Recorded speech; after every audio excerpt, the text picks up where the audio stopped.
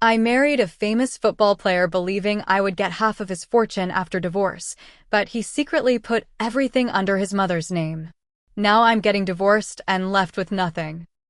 There is a fundamental difference between being a dreamer and being a strategist. Dreamers believe in fairy tales and true love. Strategists believe in life plans, in security, and in building a tangible future. I have always been a strategist. That's why, when I met Carlos 5 years ago, I didn't see a simple man. I saw a project, an investment opportunity for my future. He was a young soccer player, brimming with a talent that screamed million-dollar contract. And I knew with absolute clarity that he was my ticket out of a life of mediocrity. My plan was simple, logical, and flawless. The acquisition phase was a study in dedication. I immersed myself in his world. I learned the offside rule. I feigned a passion for his team. I became a bomb for his athlete's ego. I molded myself to be his perfect complement. The beautiful but drama-free woman, the one who supported him unconditionally but didn't outshine him. It was a full-time job.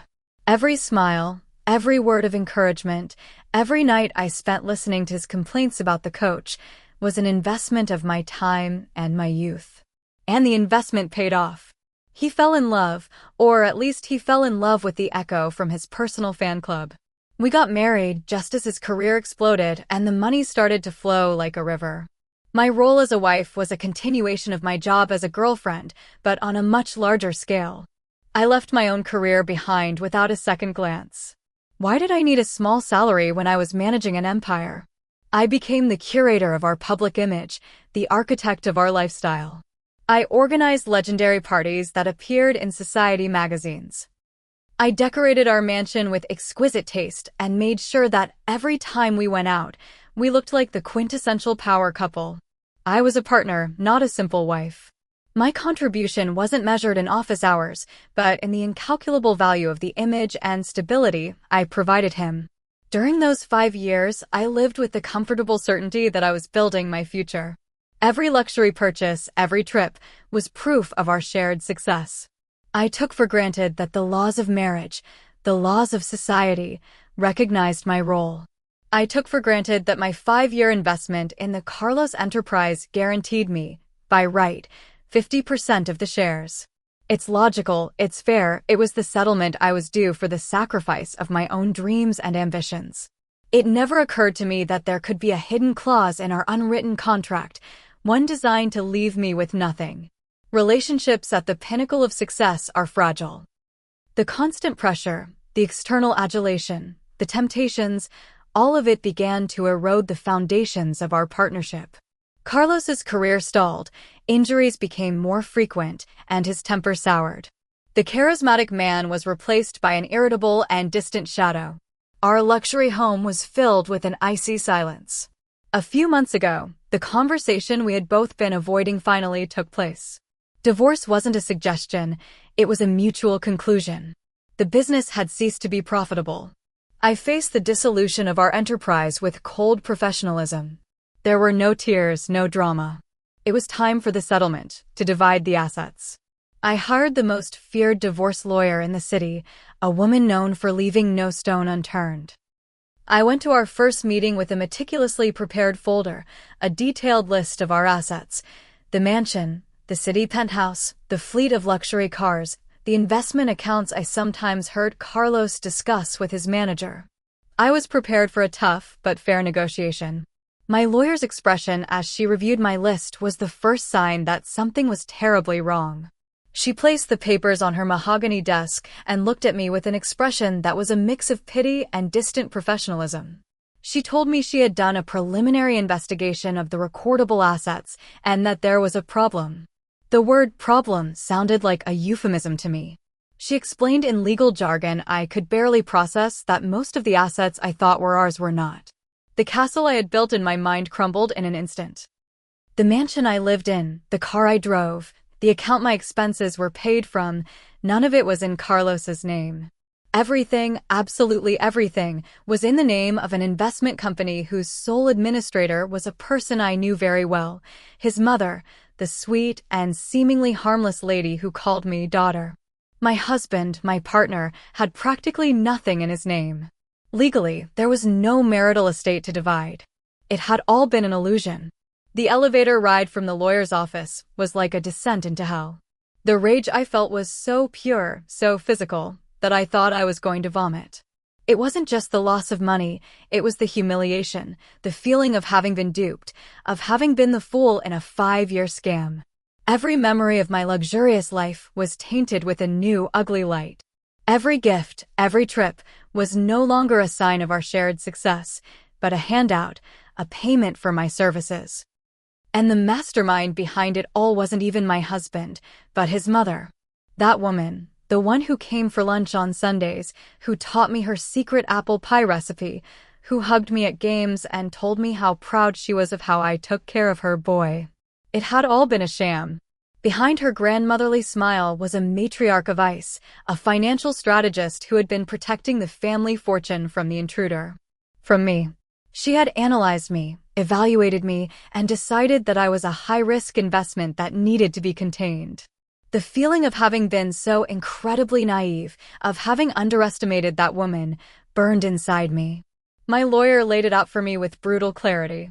We could fight, argue that the structure was a fraud to hide assets, but it would be a titanic battle against an army of corporate lawyers who had been building that financial fortress for years.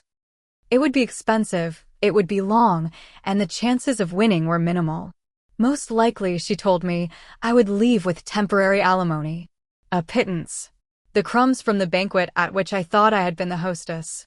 I couldn't accept it. I couldn't just walk away in silence. This wasn't a bad business deal, it was moral fraud. I had dedicated 5 years of my life, my youth, my energy, my very identity to this project. I had fulfilled my part of the unwritten contract, and they, both of them, Carlos and his mother, had conspired from the beginning to ensure that, in the end, I would leave empty-handed. It was a betrayal so deep, so calculated, that I couldn't let it go unanswered.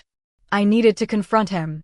I needed him to admit his deceit, to look me in the eye and acknowledge the magnitude of his betrayal.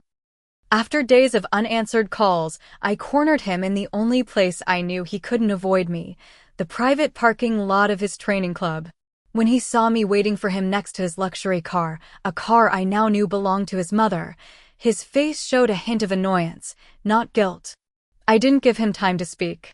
The rage that had been building up overflowed. I screamed at him about the 5 years of my life I had invested and wasted. I threw my abandoned career in his face, the dinners with boring sponsors, the fake smiles at charity events. I demanded to know how he could, after all that, treat me like a stranger, like someone with no rights. I appealed to justice, to decency, to any remnant of the person I thought he was. He listened to me with a calm that drove me crazy, leaning casually on the hood of the car. When I finished my tirade, he was silent for a moment, as if deciding whether it was worth responding. And then, with a brutal honesty that was crueler than any shout, he said, "Sophia, are you really surprised? Did you really think we were that naive?" He looked me directly in the eye and continued. "My mother knew exactly who you were from the first day I brought you home. It took me a little longer, I admit, but we both knew this was a deal, a business deal." I froze, but he wasn't finished. "I gave you a life that most people can't even dream of. I gave you status, a lifestyle, access. That was your payment for playing the role of my wife. And you played it well. I'll give you that. But the deal is over. The contract has expired. I owe you nothing and you owe me nothing. We're even." And with those words, he got in the car and drove away, leaving me there, alone in the middle of a parking lot full of expensive cars, with the most humiliating truth echoing in my head. They hadn't scammed me, they had paid me exactly what they thought I was worth. Carlos's confession, his cold admission that everything had been a calculated transaction, has not brought me peace. It has done the complete opposite. It has fanned the flames of my outrage into an uncontrollable fire. The humiliation of having been managed, of having been the only party in a business deal who didn't know all the terms, is an insult I cannot and will not tolerate. My naivety is not an excuse for their fraud. I have returned to my lawyer's office with a new determination, one born of pure revenge. I have told her to forget the negotiations, to forget the settlements. We are going to war. I don't care about the cost, I don't care about the time. We are going to take this to court. And if the courts don't give me the justice I seek, I will take my case to the court of public opinion. Carlos and his mother are obsessed with their image, with their reputation. Well, I am going to dedicate every ounce of my energy to destroying that image. I am going to contact every journalist, every gossip blogger I can find. I am going to tell my story. The story of the young woman who sacrificed everything for the soccer star, only to be used and discarded by him and his manipulative mother. I'm going to paint them as the calculating, heartless monsters they are. I won't have legal proof, but I will have my truth, my pain. And in the world of public opinion, a good victim story is more powerful than any contract. My lawyer has warned me that this is a dangerous path, that I could end up with nothing and a defamation lawsuit, but I don't care anymore. They have taken my financial future from me, but they will not take my voice. If I can't have my share of the fortune, I will at least make sure that the price they pay for it in terms of reputation is astronomical. I'm not being a scorned ex. I'm carrying out a controlled demolition, and I'm going to enjoy every second of the explosion. Popular comments from Reddit. Anonymous User 1. Your story is a masterclass on the dangers of treating marriage as a career. You entered this partnership with the sole objective of obtaining a financial benefit at the end, and you discovered that your partners had an exit clause that you hadn't read. They didn't scam you, they out-strategized you at your own game. Your plan to go to the press will only make you look exactly as they described you, a bitter gold digger, confirming their narrative to the world. OP's response. It's not a game. It was my life, and my contribution was real. The fact that they had a secret plan to devalue my contribution from the beginning is the definition of fraud. And no, I'm not going to look like a gold digger. I'm going to look like a brave woman who dares to expose the exploitation that exists behind the glamour of the sports world. Anonymous User 2. I owe you nothing and you owe me nothing. We're even. Your ex-husband, though cold, has given you an incredibly clear view of how he perceived your relationship. And honestly, based on your own description of how it all began, his perception is much more accurate than yours. You thought you were building a case for divorce.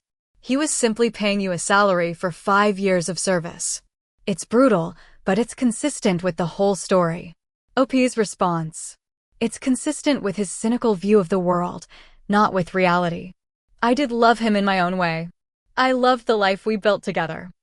My contribution was not a service, it was total dedication. He is rewriting history to minimize his own cruelty and justify his stinginess. Anonymous User 3. The most ironic thing is that you have become the worst nightmare of a famous athlete, the ex-wife who threatens a media scandal. Their financial precautions, which seem like an evil conspiracy to you, are actually standard practice for people in his position, precisely to protect themselves from situations like this. You're not the first, nor will you be the last. He didn't deceive you. He was simply prepared for the end of the deal from the beginning. OP's response. Just because it's standard practice doesn't make it right, it's still a form of exploitation. It's a system designed so that rich men can rent young, beautiful wives during their best years and then discard them without consequences. And I refuse to be another silent statistic of that predatory system. Update 1. A month has passed and the legal battlefield is a quagmire. My lawyer is fighting, but every document presented by Carlos's lawyers is a reminder of how well built their financial fortress was.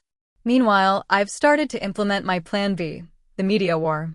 I contacted a couple of gossip bloggers, giving them little tidbits of information, hints about the real story behind my divorce. The response was lukewarm. Without hard evidence, my story was just that of another scorned ex. I needed a confrontation, a reaction from Carlos that I could use. I decided the only way was a direct attack. I found out he was attending a charity gala, an event full of press. I got a ticket. I went there with a mission, to get my scene.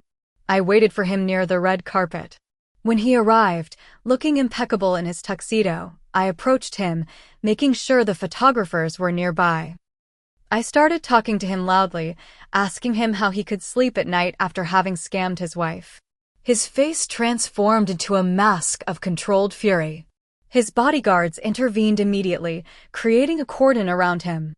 But before they took him away, he leaned towards me and hissed in my ear with a venom that chilled me. "Enjoy your 5 minutes of fame, Sophia.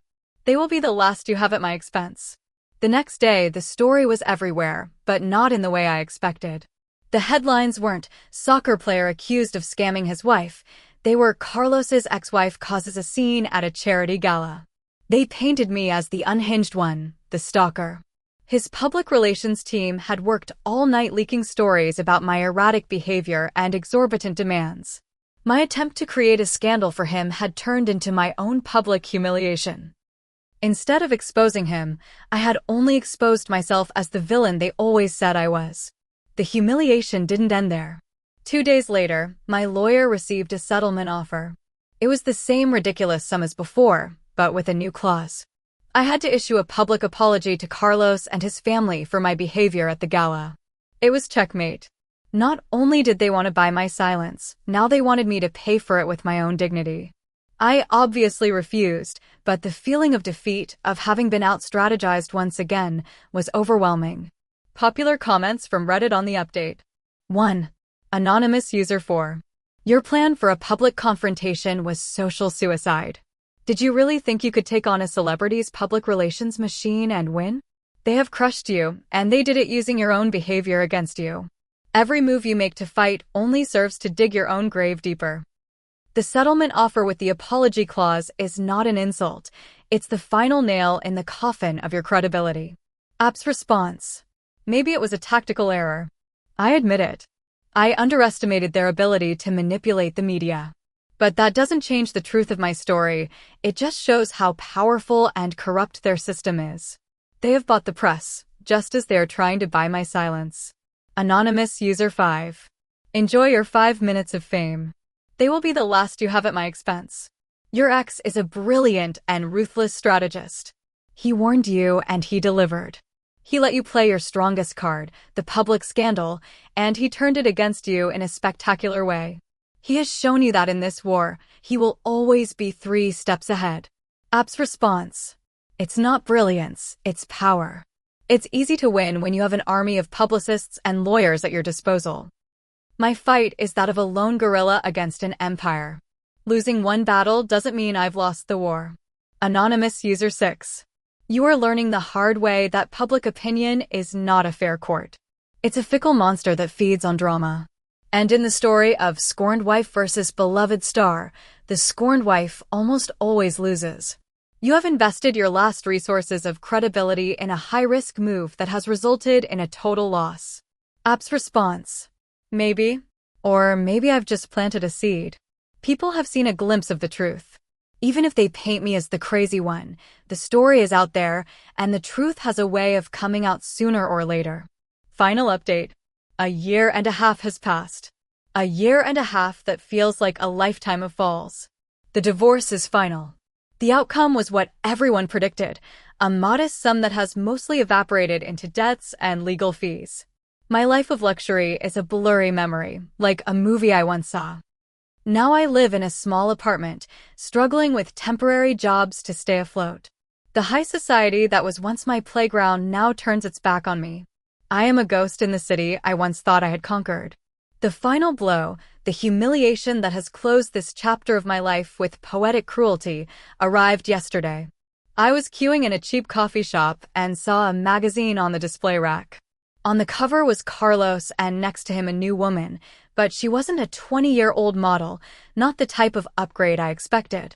She was a woman his age with an intelligent smile and professional clothes. The headline read, Carlos finds love and a true partnership with his lifelong physical therapist, Marta. I bought the magazine, my hand shaking. In the interview, Carlos talked about his new relationship. He said that after a very public and difficult divorce, he had realized that true value was not in appearance, but in mutual support. And then he said the phrase that was like a dagger straight to my heart. With Marta, I feel like I finally have a real partner, someone who is on the team for the love of the game, not for the trophy. The reference was so direct, so unmistakable, that I was left breathless. He had publicly reduced me to a trophy and elevated this woman, his employee, to the status of real partner. After everything, after the legal battle, he had found a way to have the last word, to tell his version of the story on the biggest possible platform, leaving me with no ability to respond. So I have made a decision. My fight in the courts is over, but my fight for the truth is not. I have created an anonymous blog. It's called The Price of the Trophy. And there I am going to tell my story, the real story of a young woman who entered a predatory world, who played her role perfectly, and who was scammed and discarded. I'm not doing it for revenge, although there is some of that. I'm doing it as a warning so that other girls who dream of my old life understand the hidden clauses. My mistake wasn't wanting a life of luxury.